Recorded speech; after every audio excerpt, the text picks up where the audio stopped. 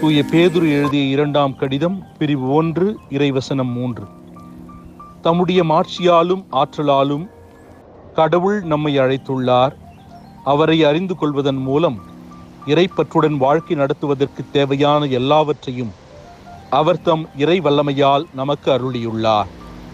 ஜெபம். எல்லா வரங்களையும் எமக்கு அருளும் இறைவா, உம்மை அறிந்து கொள்வதே இறைப்பற்றுள்ள வாழ்க்கை என்பதை நாங்கள் நன்கு உணர்கின்றோம். உமது அருளாலும் மாட்சியாலும் அழைக்கப்பட்ட நாங்கள் ஒவ்வொருவரும் எங்களது வாழ்க்கையை உமது நன்முறையில் வாழ்வதற்கு தேவையான அருளினை தந்தருளும். ஆமென்.